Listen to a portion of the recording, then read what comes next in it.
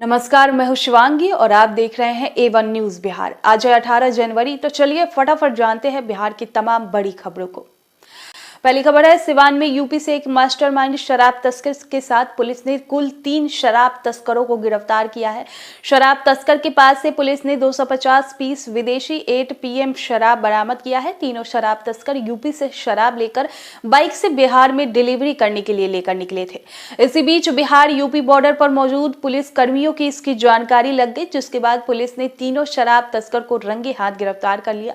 पकड़े गए शराब तस्कर यूपी के देवरिया जिले के बनकटा थाना क्षेत्र के रहने वाले स्वर्गीय राजेंद्र प्रसाद राम के 25 वर्षीय पुत्र सोनू कुमार राम के रूप में हुई है, जबकि वहीं पकड़े गए 2 अन्य शराब तस्कर बिहार के सिवान जिले के रहने वाले हैं।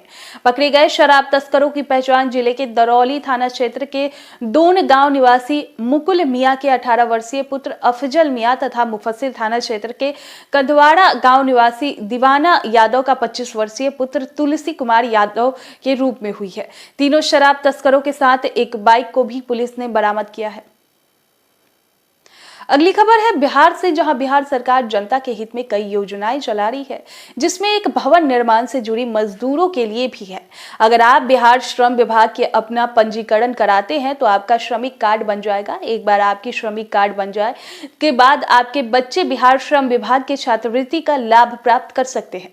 बिहार सरकार श्रमिक कार्ड धारकों को विभिन्न योजनाओं का लाभ प्रदान करती है। बिहार लेबर कार्ड धारकों के बच्चों को 10,000 रुपए से लेकर 25,000 रुपए तक की छात्रवृत्ति दी जाती है।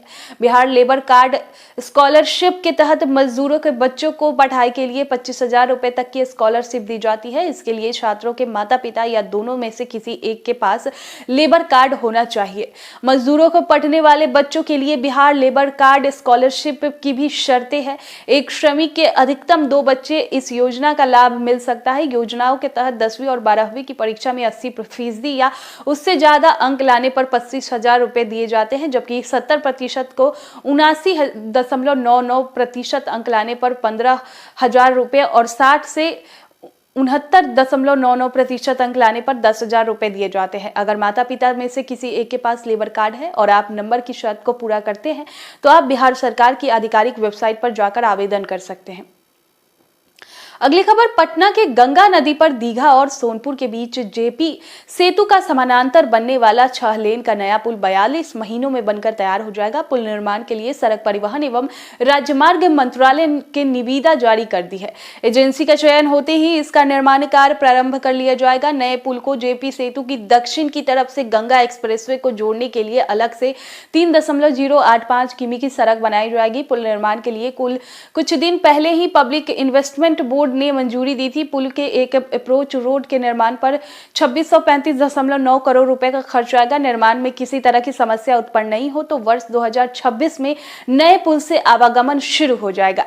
निर्माण कार्य की निगरानी के लिए अलग से प्राधिकरण अभियंता बहाल होंगे। इसके लिए भी विभाग ने अलग से निविदा जारी कर दी है। जेपी सेतु के समानांतर पटना और सारण जिला स्थित गंगा नदी पर 6.925 किमी का 6 लेन एक्स्ट्रा डोज केबल ब्रिज बनाया जाएगा। इसमें गंगा पर 4.556 किमी का एक्स्ट्रा डोज केबल ब्रिज बनेगा, जबकि पुल को सड़क से जोड़ने के लिए 2.369 किमी के अप्रोच पथ का भी निर्माण होगा। गंगा में बनने वाले ब्रिज में एक से दूसरे पिलर के बीच की दूरी 125 मीटर होगी। गंगा या अन्य जगहों पर एक्स्ट्रा डोज केबल ब्रिज का निर्माण इसीलिए किया जाता है कि पिलर की संख्या कम हो। ऐसे होने से निर्माण कार्य में कम लागत आती है और कम समय में ब्रिज बनकर तैयार हो जाता है। अगली खबर, बिहार में जाति आधारित गणना कार्य के पहले चरण का कार्य 21 जनवरी को पूरा हो जाएगा।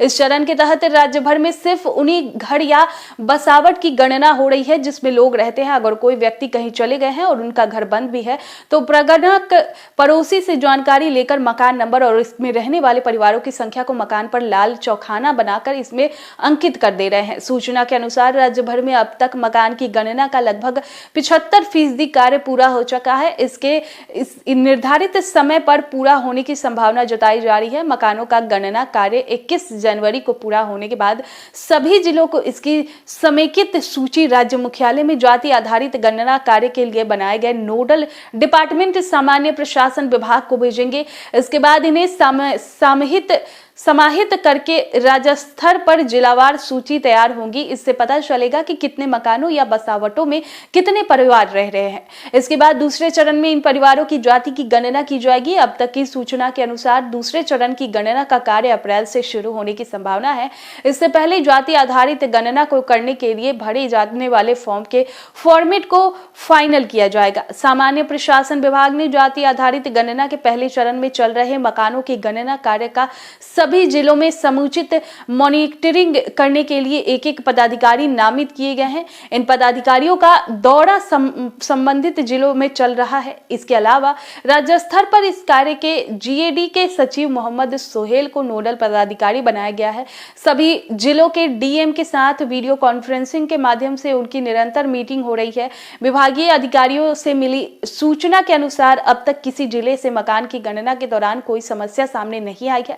गौरतलब है कि प्रगणक पर 150 घरों की गिनती करने की जवाबदेही है।